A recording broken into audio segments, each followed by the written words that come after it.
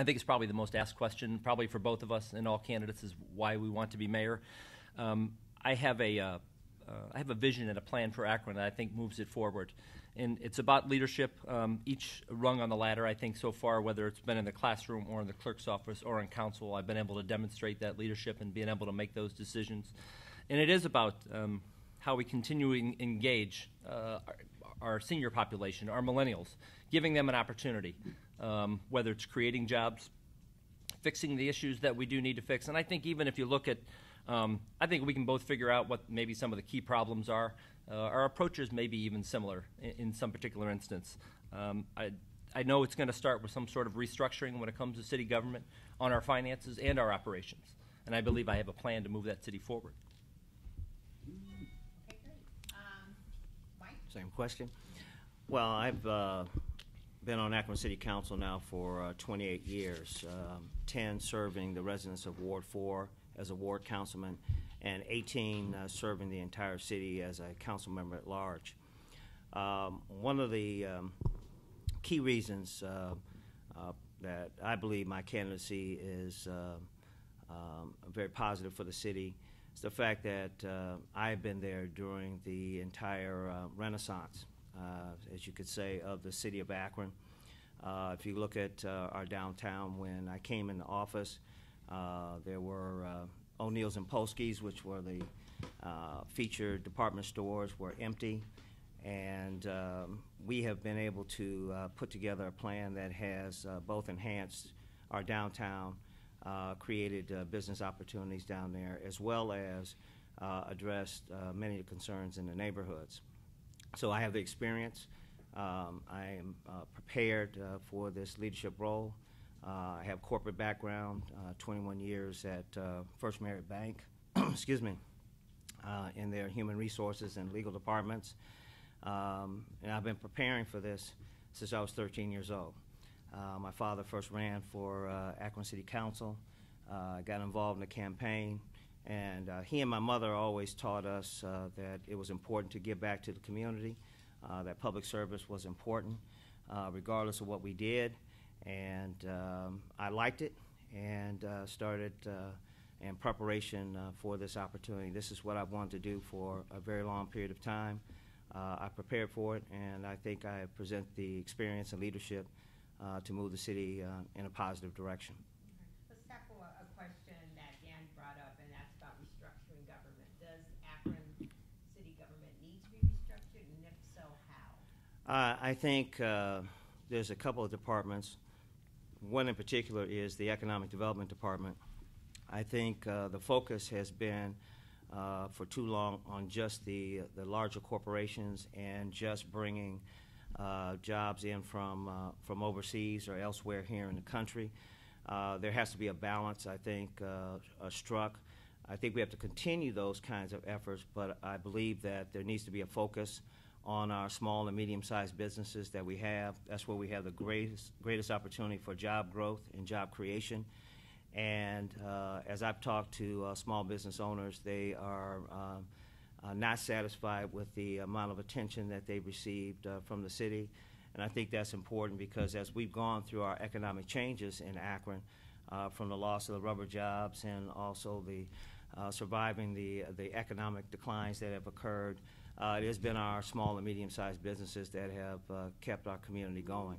So I think. I'm sorry. Just give me one thing that you would do if you were mayor about small and medium-sized businesses. Well, I think there has to be a relationship built between the city and small businesses where they have a representative from the city that is working with them, understands their business, puts small business owners together that have needs, services that each other needs. Frankly, just let them know about some of the opportunities that are there, support that is there from the city.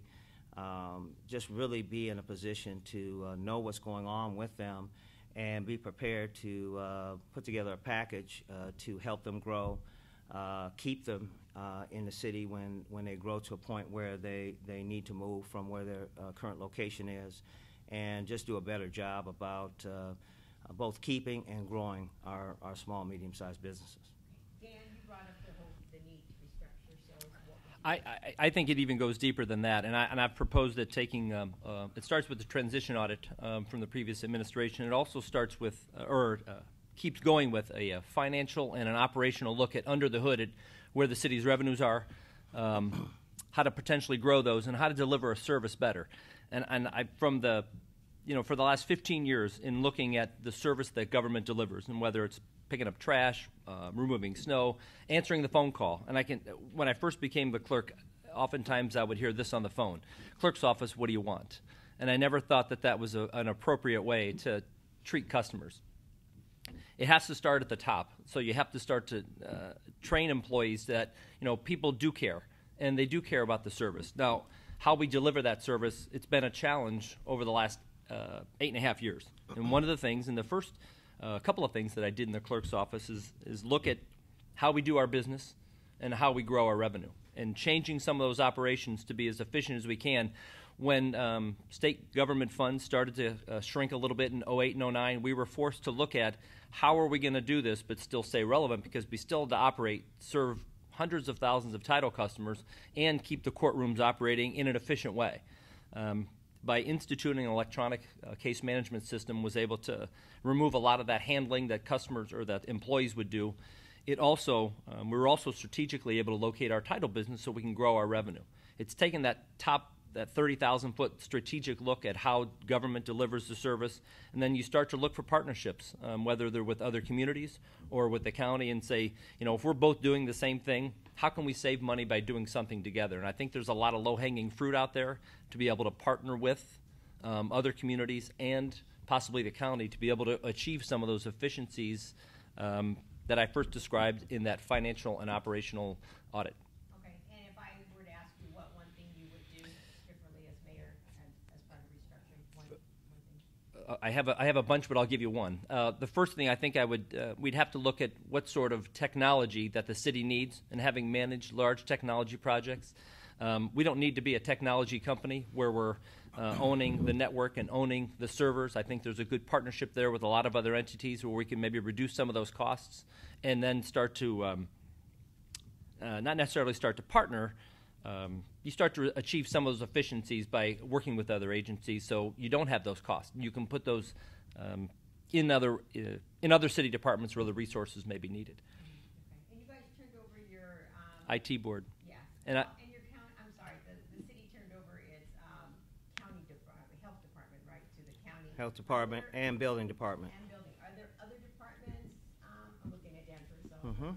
Other departments you would see turning over to the county or some other? I don't necessarily see turning over, but I know there's some partnerships that are available. The county recently restructured. They passed a charter amendment, and I was initially opposed to this about combining IT services and having one IT director for the county. I've since kind of done a 180, seeing how it works and being on the board, that I'm not concentrating on network upkeep and server upkeep. I'm concentrating on the product development and the software development for my office, and that's where my resources are.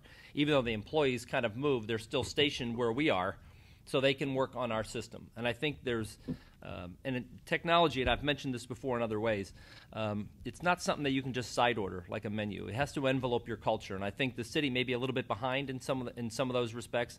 I know that anything that we do has to involve some sort of technology and how we do it. There's ways that it can be efficient and effective, and having had some of the experience in leadership and being able to do that, I would plan to introduce those as quick as we can. But those ideas are also going to come up from the bottom too. They're not necessarily going to come from me, but that's taking that strategic look as opposed to the tactical look.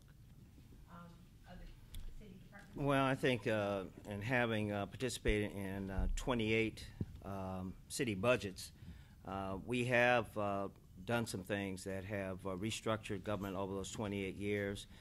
There has been a consistent reduction in the number of employees. We have implemented. How many do you have? Oh, off the top of my head now, I don't know right off the top of my head. I don't. I'll give you that one. 1,800. Thank you very much. You're welcome. But we have consistently reduced the number of employees, and also increased the efficiencies of those departments. But when you get down to it, a lot of city government is footwork, handwork, back work, filling chuck holes, doing just some very basic things. So we do have to look at several of our departments to see whether or not we have enough horses there to actually get the work done. So I think in some respects, there's some departments that actually need to add some employees so we improve the efficiency and the timeliness of work that is being done. Clearly, one of the departments, and specifically with the police department, our traffic division needs more officers and more equipment. Our number one concern and complaint is speeding in our neighborhoods, and that is something that we don't have the capacity to really deal with in a good way right now. So that's where we need to nip and tuck.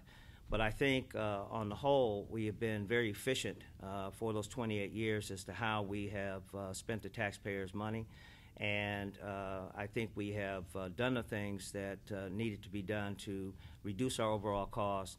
But now I think we're at a point where, and there were some periods where I call them backslapping sessions, where you start talking about how many people we've reduced, but then you really don't look at what the service level is out there.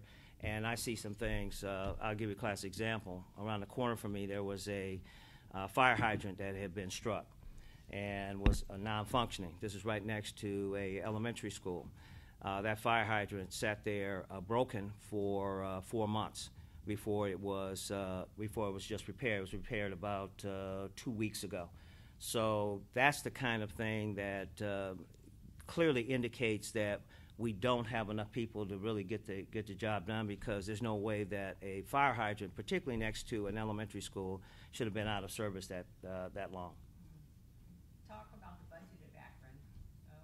What's it looking like now? I understand the reserves are kind of slim. I've heard 2 weeks of reserves. So what's going on? What needs to be done? Well, obviously, we've been challenged as a city, as all cities have, particularly with the reduction in the local government fund from the state, and frankly, that breach of a agreement between the cities and their support of the state income tax, and we were supposed to continue to be get our portion of that, and that has been cut with the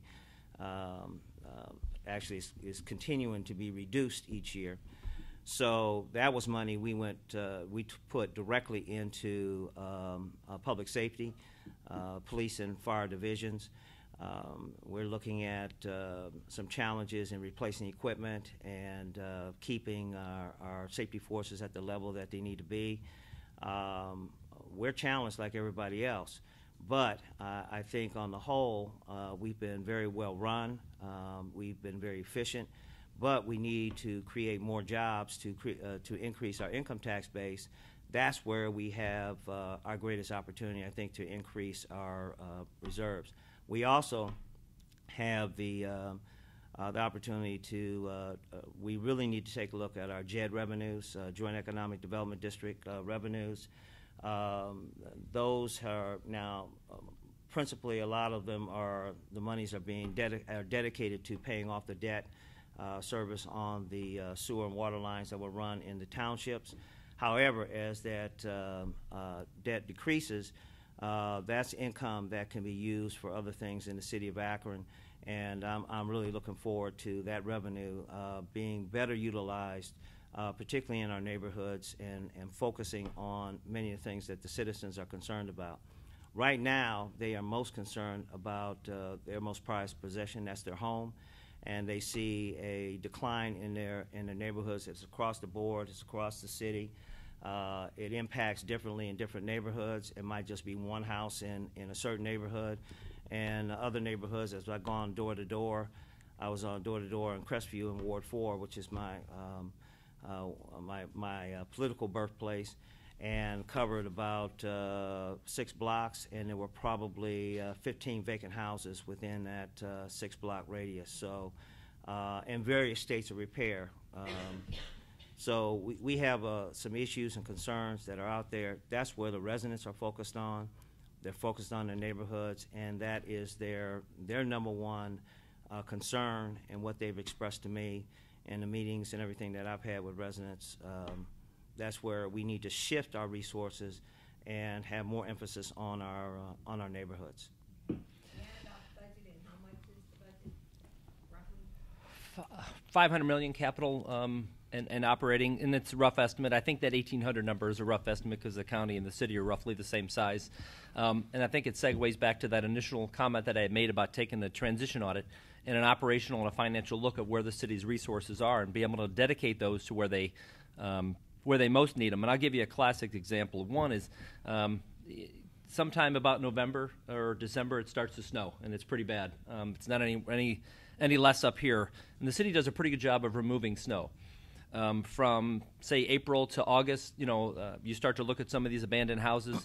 And part of the problem with that is that in Cleveland was no different than Akron, even though the number was quite more severe. There were about 20,000 foreclosures in the city of Akron. Many of those abandoned homes that people walked away from, and the banks particularly walked away from too. And the city's been, I think, been pretty aggressive in the last few years because they have gotten money from the land bank to tear down about 500 or 600 of those homes a year. You could probably do close to 2,000 and still start to catch up. When you have these empty lots, now you have grass that needs to grow. And you have these complaints that I know I've heard of when in my town hall meetings and when I've been walking in wards.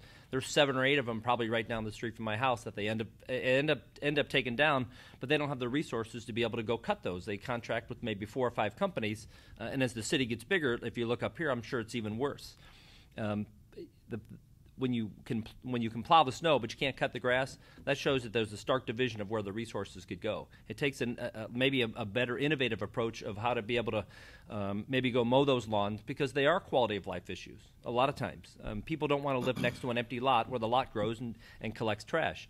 They've done a pretty good job. It's just not been enough, and I think the inventory grew so much that it was just hard to keep up with. And I think that was more of a national crisis than just maybe affected the city of Akron. And I can tell you, having dealt with those foreclosures and helped with some of those programs to be able to help keep people in their homes, it just wasn't enough. I mean, there was too much of a flood to be able to keep up with from 2007 to 2015. So as they can keep up with those, as they get more state money, I think they can help with some of those quality of life issues. Speaking about what impinges on the budget greatly is the whole sewer district issue. Plus, well, it was, had his back and forth with the judge, but that turned very ugly. I'm kind of wondering about how you would approach that situation, and is there going to be tough talking needed to citizens to tell them that this has to be done in the end, and there will be increases because we have done so here in Horrigan County? One of the things that I've said from the very beginning, and the sewer issue didn't just come about in the last 4 or 5 years. I'm sure it started early 90s, probably even late 80s. And I think the city took some pretty good steps to be able to solve some of those. I think what's lost sometimes is that they spent probably close to $300 million so far to fix the issue. And I've said to the residents and the people that I have met with that non-compliance is not an issue because there are civil and criminal penalties. The integrated plan is a very good start to help bring down those costs. As we pass along those costs, Akron should be treated no different than any other city when it comes to the fairness and equity. There's over 700 cities that have CSO issues. It's funny, I hear a lot about Akron and I read about other cities that have those issues, but I don't see the level of discomfort, I think, especially in the public, that's maybe that Akron has. And it's kind of surprising. I know it sits in the middle of a national park, but it is a water quality issue. So even the water that they're treating is cleaner than the water that's in the river. Those rates that may need to go up, I think it's hard to tell at this particular point, depending on whether they can accept the integrated plan. It also should be a living document, just like the Constitution, where it's able to adapt to changes, maybe in a couple of years down the road of technology that we have no idea that somebody may invent or somebody may be able to put out.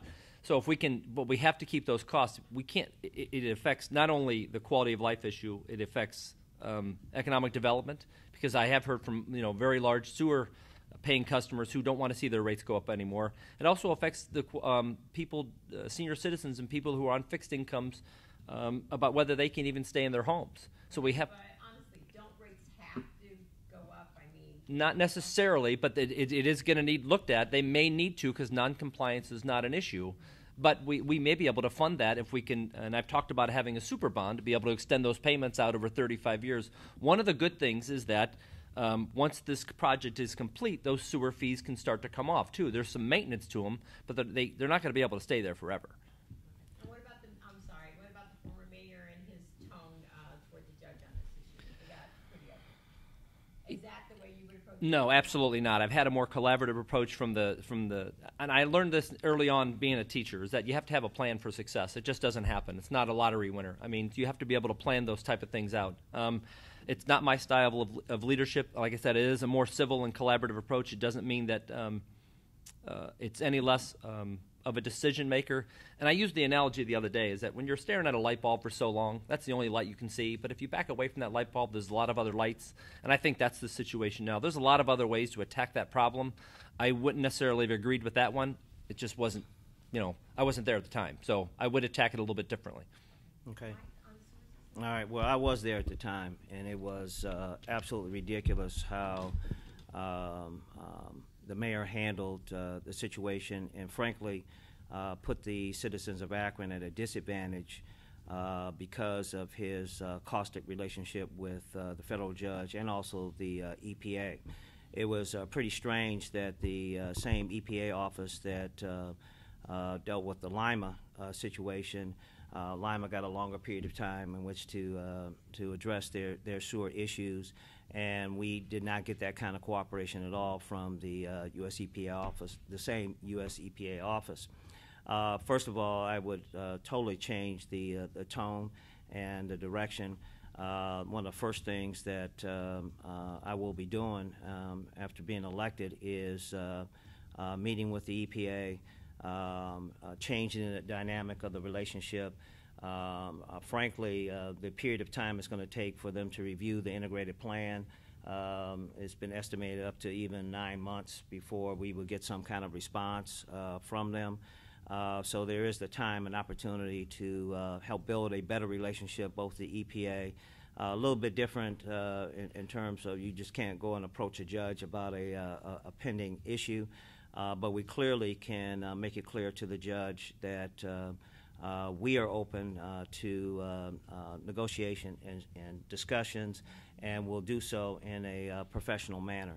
I have 2 judges in my family, and I took it a little personally as to how the City of Akron leadership was responding to a federal judge, which frankly had our economic future in his hands.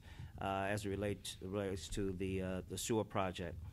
Now, the integrated plan is a excellent first step as it relates to reducing the cost. I think you probably read the other day the bids came in for the tunnel. There's also some savings as it relates to the estimates that were originally projected. So I think we have some opportunity here to reduce the overall cost of this project. Now, the more green solutions we have, the better it is. The gray solutions, concrete and mortar, you talk about a maintenance nightmare. You're still going to have to have sufficient rates to maintain those basins and do all of that. So now it is incredibly important that we take care of the water. It's our drinking. It actually comes down from Cuyahoga and then goes back up to Lake Erie and comes back down again. So it is, frankly, our drinking water that we are protecting, and also a treasure that we have in the national park. So, and I've talked to residents. They don't have a disagreement with taking on this issue and dealing with it. How it's being dealt to them is where their problem is, and we need a longer period of time in which to do the project. The integrated plan seeks to address that and change some of the dynamics. Also, what needs to happen is a change in the formula that's being used to determine affordability. Right now, the current formula, we service a small portion of Stowe, but all of Stowe's incomes are included in the formula. So the numbers are being skewed. They're way higher than in the City of Akron, and they're skewing the numbers. So in the integrated plan, there is a proposal for revision to the affordability formula. If that gets accepted, I think we will be in a position, along with having a longer period of time, if we can get that negotiated. I think we need to clear the air We need to be in a position that we give respect in order to expect respect, and that is how I've always conducted myself for 28 years in public office. I have a collaborative approach. I work with people, but I'm not afraid to challenge those who are and challenge ideas that are not in the best interest of the citizens of Akron. If you look at my record, I have a solid record of supporting business and supporting business growth. Almost all the proposals that the Pasquale administration put forward that I thought were good for the citizens, I supported those proposals.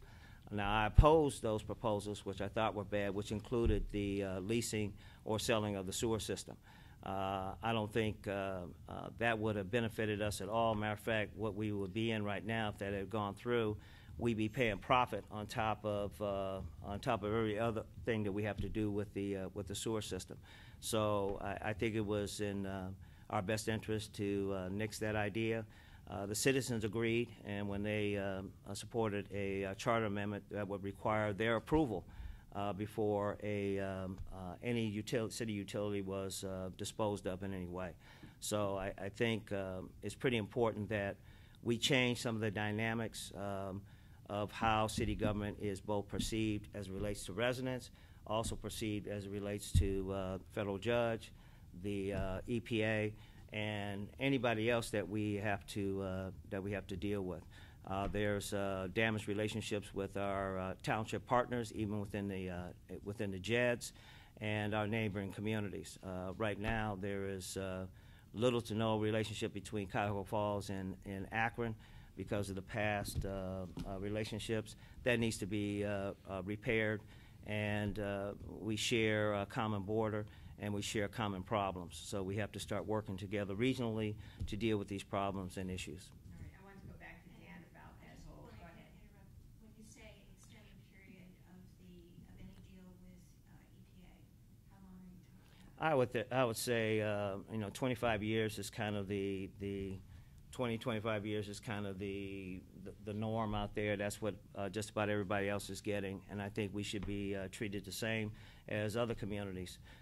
Frankly, the standard that we're being held to is higher than any. We're being held to a standard of zero overflows, which is, frankly, you can't build a system big enough to ensure zero overflows. I go back to, it was last year before last, when we had this huge rainfall. I have never seen that much water in my lifetime. I mean, it was unreal. And you have those kinds of events, you cannot build a system big enough to be able to deal with that kind of rainfall. I think we have to be responsible, though, as it relates to the river and to that. But no one else is being held to that same standard, and I think that's fundamentally unfair.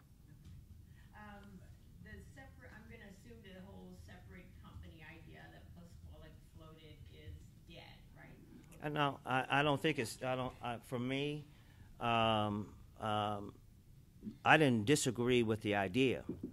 I disagree with how he went about presenting the idea. Council was presented with a piece of legislation that would spend $2 million for cement trucks and dump trucks. We started asking questions, me being one of them. Okay, what structure is this being put into? How's this going to work? Who's going to own the trucks? How is this going to function? And the more questions we asked, the fewer answers that we received. And frankly, council has been functioning where the administration was able to bring in half-baked ideas, not fully fleshed out ideas, and get approval. So what was interesting in being an at-large councilman, which you guys don't have up here, but I can tell you, having been a ward councilman, your phone calls your volume is way higher than it is being an at-large council member.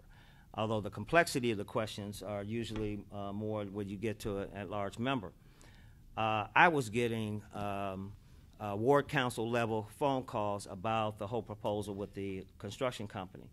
And as talking to residents, I told them, I said, well, look, we need to have a methodology that is that ensures Akron residents get the jobs. Now, how we do that, we need to explore how that best can be done. But we never had even the cost estimates or anything else related to the whole construction company idea to even kind of gauge whether or not it was a sound idea. So I'm not going to reject it outright. It is a little out of the norm, but one of the things you have to be prepared in leadership today is to think outside of the box and do things outside the box, particularly if they are the best method for ensuring something that is in the best interest of the citizens of Akron. And I think it's very important that they get these jobs. All right, let me get Dan in there. What do you think about the whole separate company idea? And if you say no to that, how would you try to make sure that Akron folks get jobs? To me, I think it's a little bit on the philosophical side, is that I think governments should do the things that they do well, and not necessarily do the things that they have no business doing, like maybe owning a construction company. The reason, I mean, they don't own restaurants for a reason because they're not chefs and they don't know how to prepare food. Just because you go to a restaurant and order off a menu doesn't mean you know how to run a restaurant. Not that we can't ensure, and I think Cuyahoga County or Cleveland's had a pretty successful participation rate when it comes to local employees over the years with the 20%. I was very happy to see that the tunnel project had received a 37% local match, which I don't, in the people that I've spoke to, they're not unopposed to doing a certain percentage. I think when an idea like that went out there with the construction company, not that it wasn't outside the box, but you have to kind of teach people to think outside the box too. You can't just say, okay, this is what you do. You start thinking outside the box.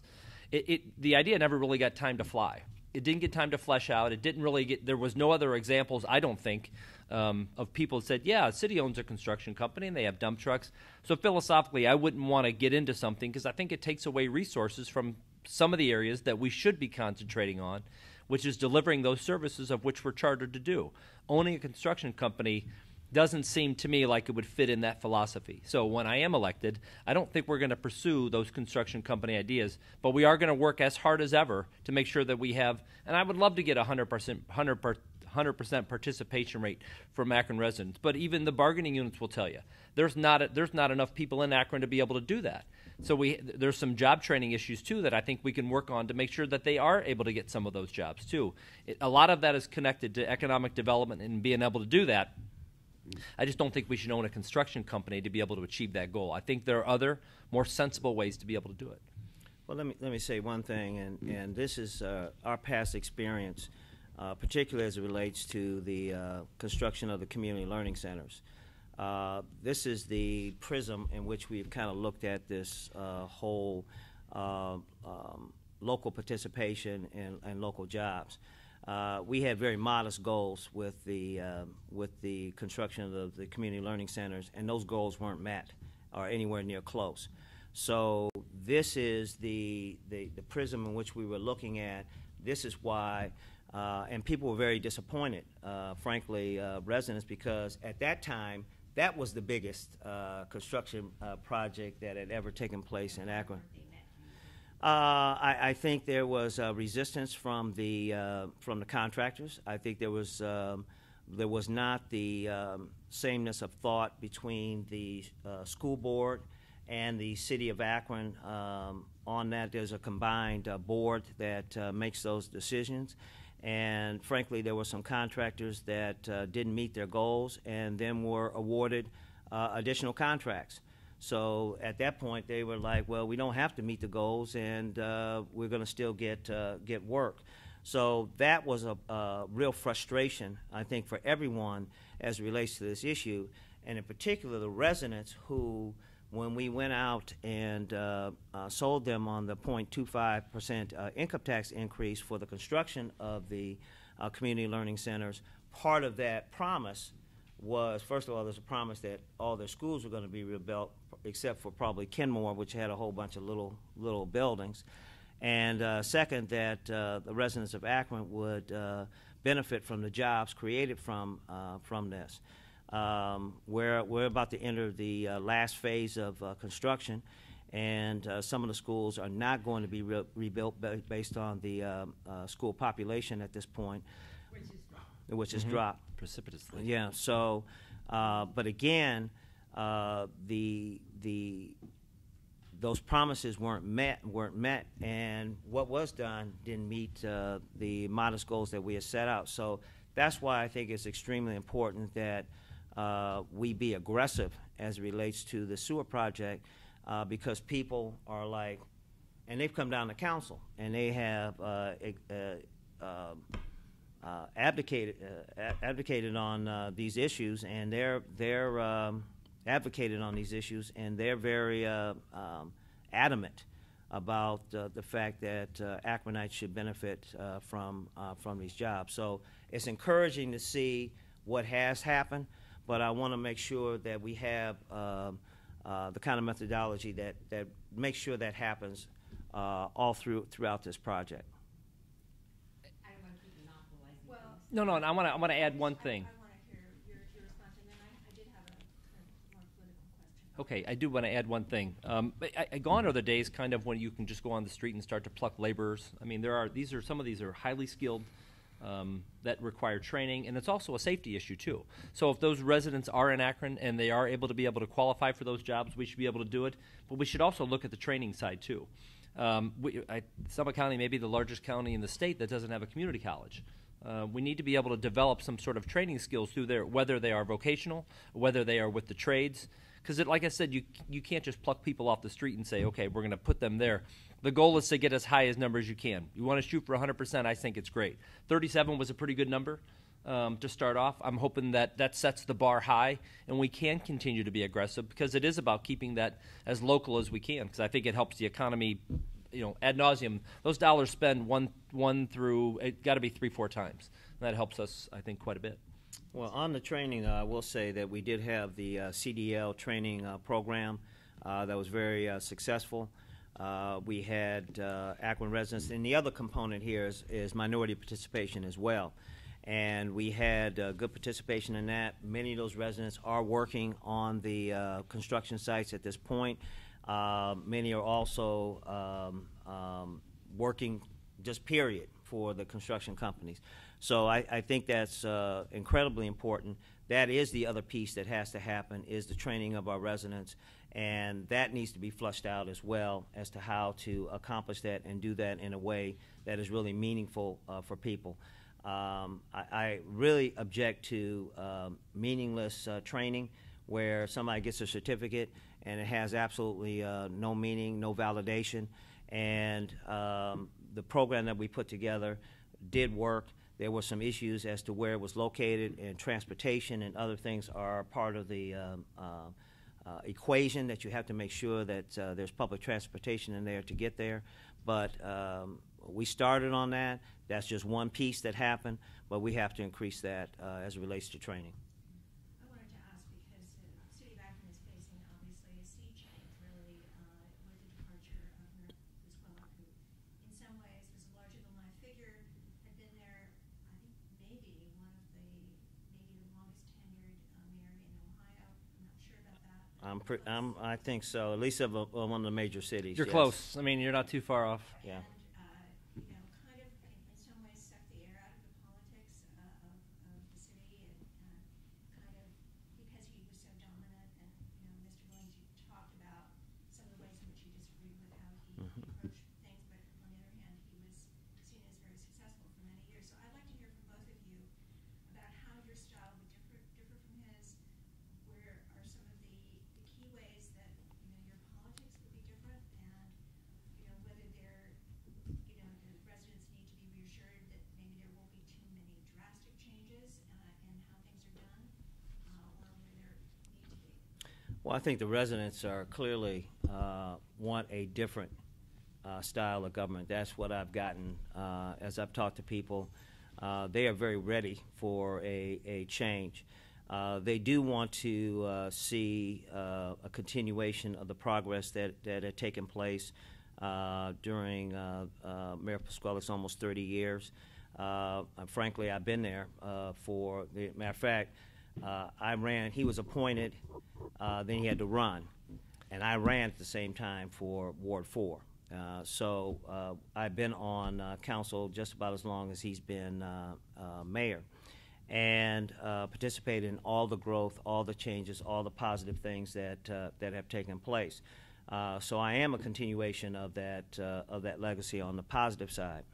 On the negative side, I think the style of his government, it was frankly really a lack of respect for others and others' opinions.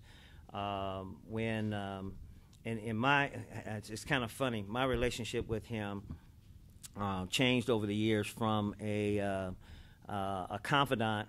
Actually, it started off, my wife was working in the law department. His first comment, and this kind of reflects on my style, his first comment reported back to me was, there's no way Williams is going to walk around in $500 suits while his wife works in my law department.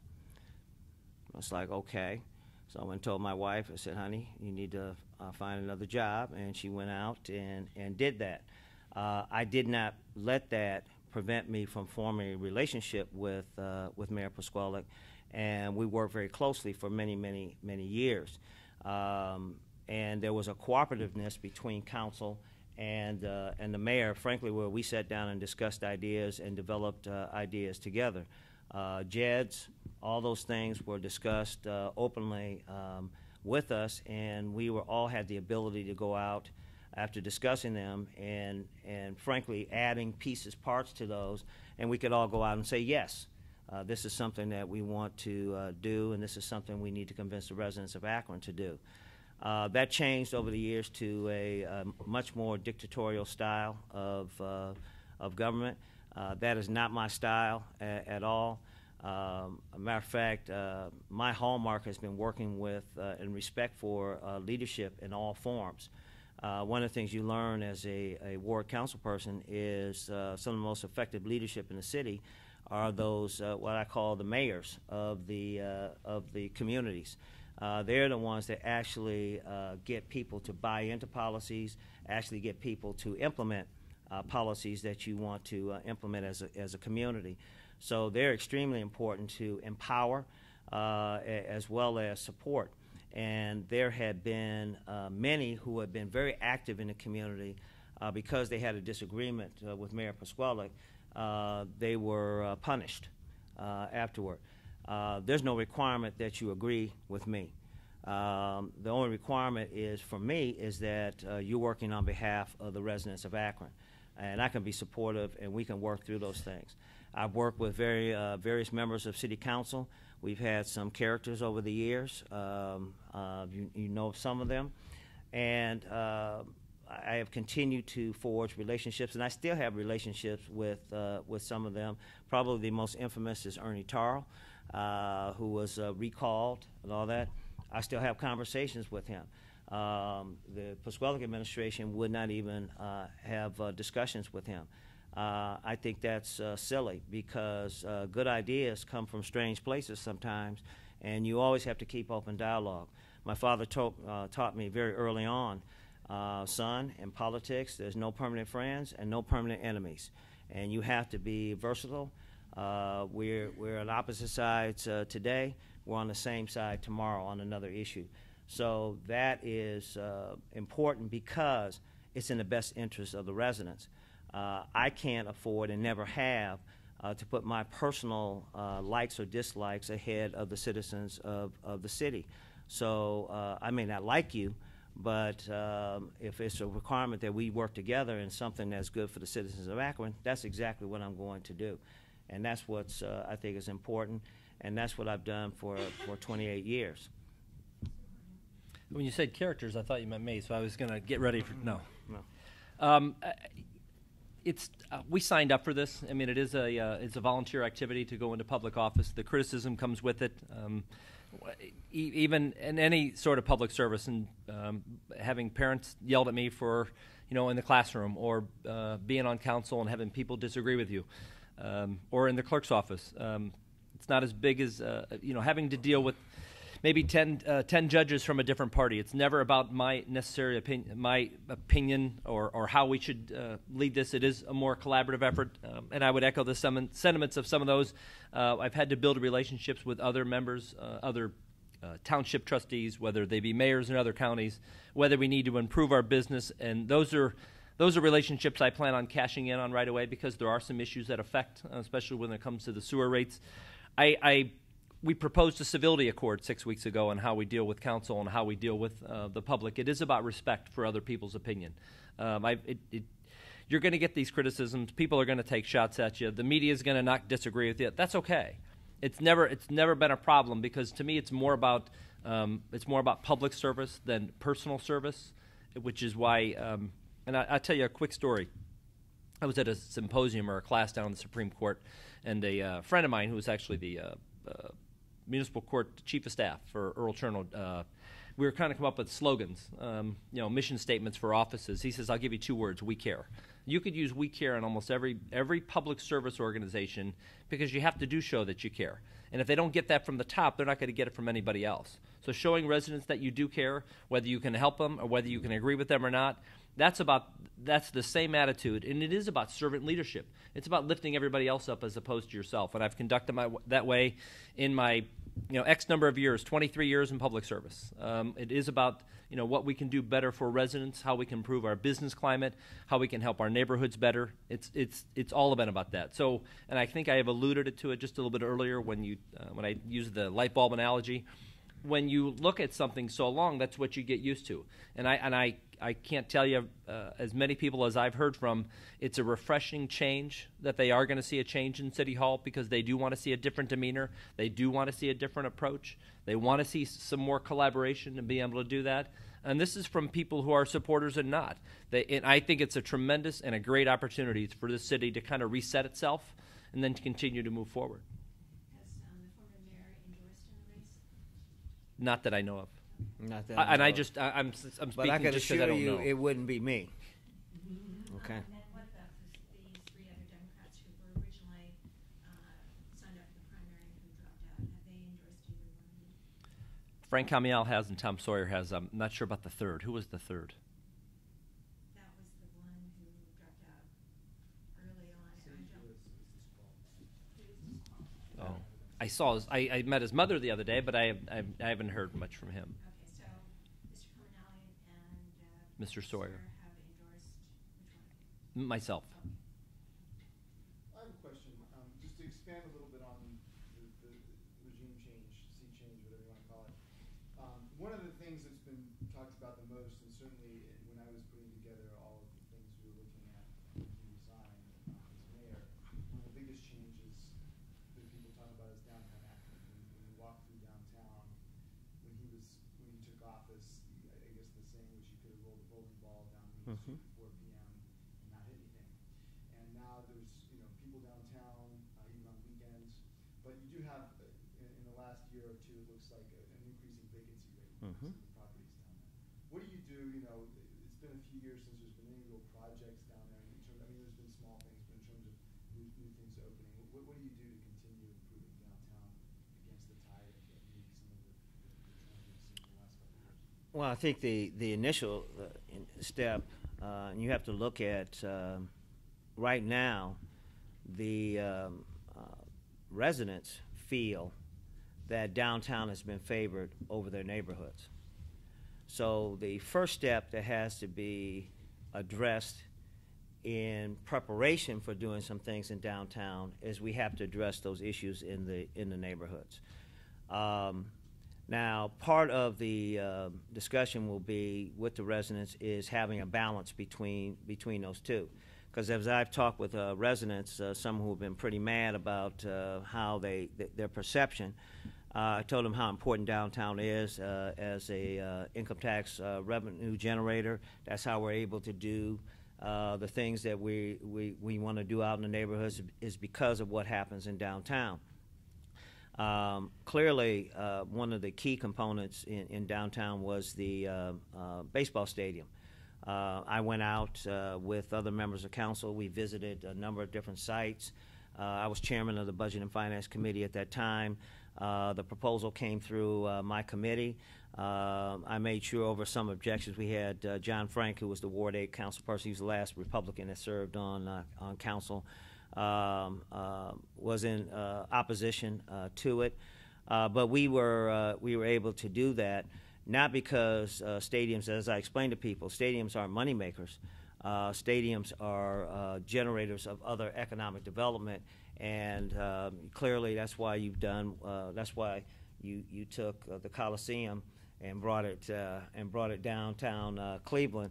To our detriment in Akron, because they used to be able to get to there on 303 pretty easily to a Cavs game. 10 minutes. But that we have to continue doing those things. Now, there was a proposal floated for a downtown arena.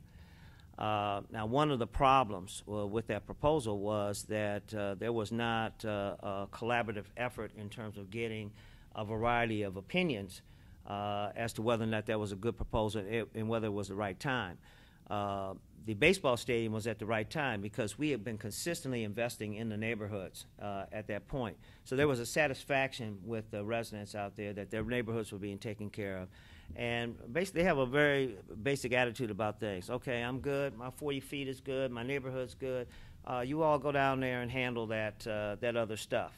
And that's what we did. And it turned out very well. And in our investigation of the baseball stadium, it was very clear to me it had to be downtown or not at all. There's a beautiful stadium in Norfolk, Virginia. It's a AAA stadium. It sits out in the middle of nowhere. It's absolutely gorgeous, but there's absolutely nothing around it. So it had no real impact for that community. So it was important that it was in downtown. And then, frankly, it took out the worst block that we had in downtown, which really kept Akron has been developed along the canal, so it's long. It's not square. It's a rectangle, and that block prevented people from going from one end of downtown to the other. So the stadium eliminated that really nasty block there in the middle, and we've seen the other development around it. So it's important that we continue to invest in downtown, but there has to be an appropriate balance with the neighborhoods, because Akron's strength is in its neighborhoods. And if you expect to attract new business, they have to have a place to live. They have to have solid neighborhoods in order for their workers to live in. That's where we have to keep that balance. We've had that for most of the years. We're out of kilter right now, and we need to shift that around. But with the arena proposal, they had what I call one of those backslapping sessions, where people who think alike got together, they slapped each other on the back, they said that this was a good idea, and they rolled it out.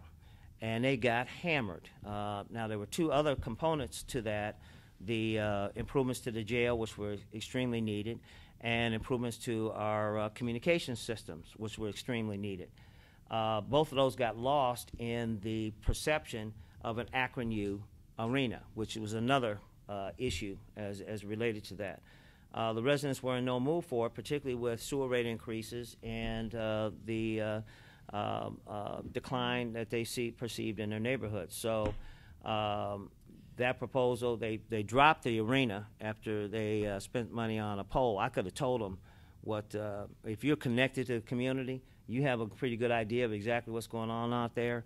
And the polling showed that there was no support among the residents for tax increase for a stadium, so they dropped it, but the damage had already been done. So we've been asked several times during all of our forums as to whether or not an arena is a good idea. Yes, an arena is a good idea, but timing is about everything. And right now is not the time for the residents are not in the mood to support any kind of public assistance for an arena in downtown.